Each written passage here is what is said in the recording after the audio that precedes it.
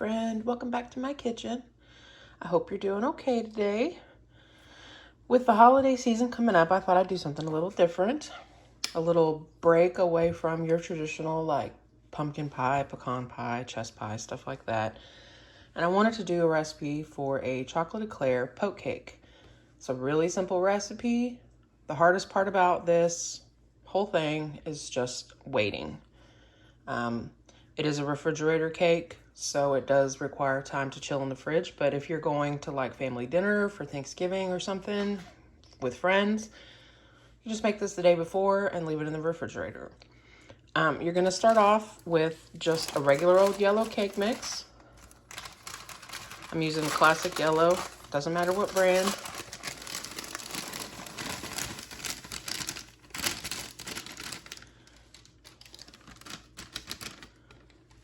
To this, I'm going to add 3 large eggs, preferably without shells.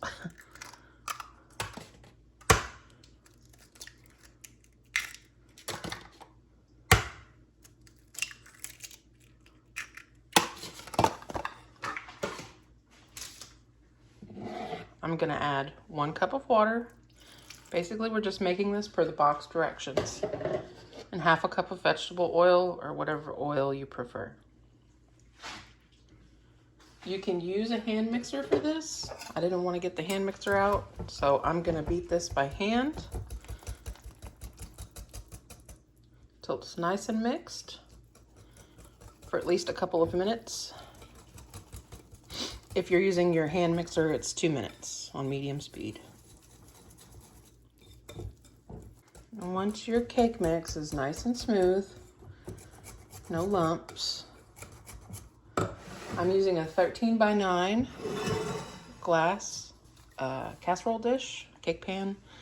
I'm just gonna spray it with some avocado oil. You can use, Pam, whatever you prefer. And then I'm gonna pour my cake mix into it. I've already got my oven preheated at 350 degrees.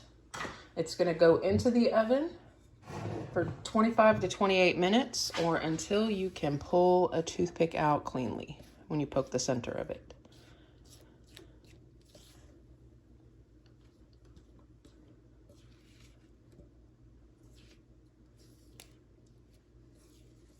Make sure I get all the cake mix out.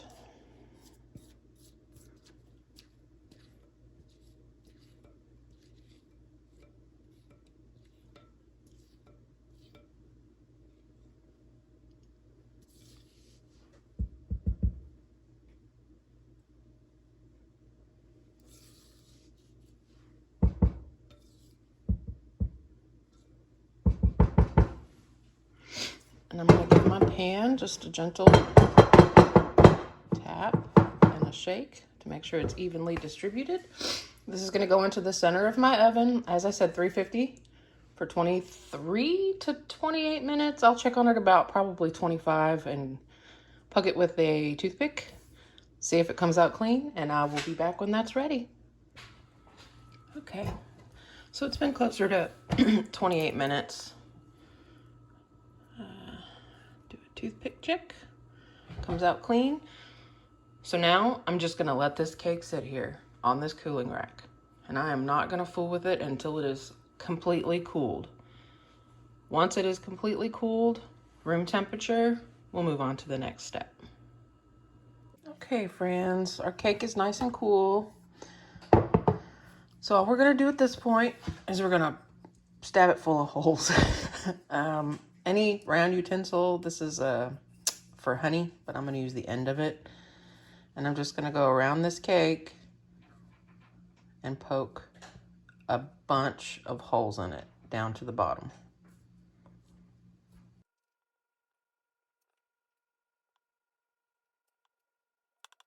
All right. Once we've done that, we need to mix up our vanilla pudding. This is 4 cups of cold milk, and I'm going to use 2 packages of just vanilla pudding mix. Use any brand you like. If you wanted to scale back the sugar on this, I imagine you could even use the sugar-free kind. Just whatever works for you. So to this cold milk, I'm going to add these 2 packages of pudding mix, and then I'm just going to whisk it really well for a couple of minutes until it starts to set up. And then I'm going to pour it over the cake.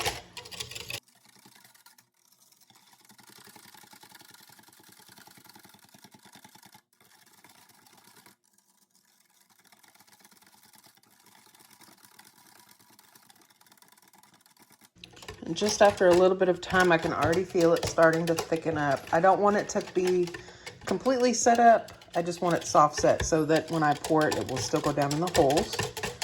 And this is what's going to mimic the cream filling in a chocolate eclair.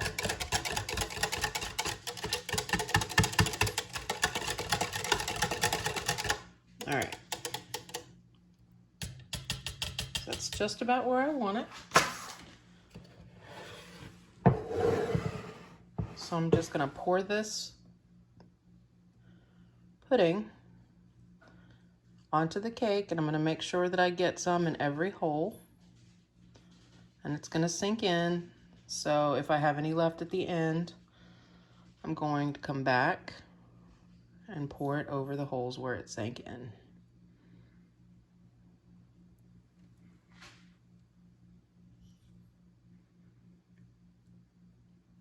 And you might be thinking, oh, you're pouring, liquid onto a perfectly good cake. Well, yes.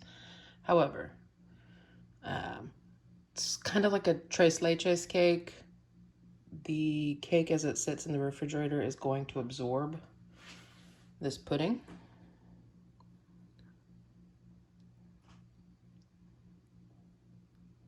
And it's just going to make for a really moist refrigerator cake.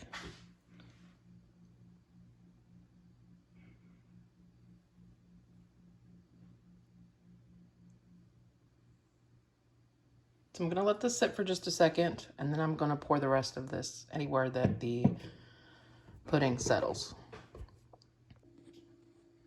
I don't think I'm going to end up using all of this, which is fine. One of my kids will eat the rest of this pudding, but it won't go to waste. So at this point, I'm going to put saran wrap over the top of this cake. And I'm going to put it into the refrigerator, and I'm going to leave it for at least 4 hours. Once the pudding has soaked in and is completely set up, if you're really rushed and you didn't do this the day before, I'd say like 4 hours or so would be safe for the next step. There's a high likelihood that I'm either going to finish this up late tonight or I'll just wait until tomorrow. I want as much of this pudding as possible to soak into the cake. So into the refrigerator it goes, and when I'm ready for the next step, I'll show you how I do it. All right, friends, it's been a couple hours of this cake being in the fridge. I can tilt it, and the pudding doesn't really move, so it's set up. So all I've done is I've taken a regular container of chocolate frosting, and I've put it in the microwave just about 10 seconds at a time. And I've kept an eye on it just to make sure that it didn't like bubble up or bubble over. Just microwaved it until it was runny. You could put this in a bowl if you like. If you're doing this, make sure that you get all of the aluminum foil seal off of the top, or you're in for a very exciting time when you put that in your microwave. So what I'm going to do is I'm just going to pour this over the top. This frosting will re-solidify once it goes back in the refrigerator. You can actually do this with a regular cake too, to make a drip cake. It's a lot easier than trying to get your frosting to be even. It kind of self-levels. I'm just going to go around the edges.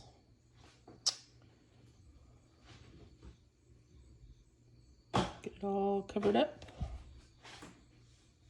And then I'm going to put the plastic wrap back on, and I'm going to pop it back in the fridge, and I'm going to let it sit there overnight.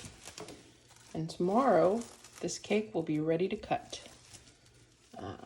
So I'll show you what that looks like right now. All right, friends, it's the next day. This cake sat in the refrigerator overnight, and because this is a very wet refrigerator cake, you're not going to be able to cut it like a standard cake. Pretty much, I just spoon it out.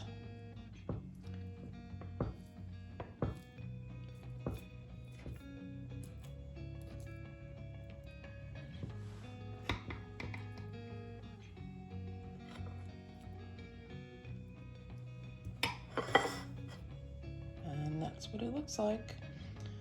The cake is very soft and moist, and it's really tasty. So if you're still here watching, I want to thanks for watching my video. I hope that you give this a try. And as always, you guys, I will see you next week.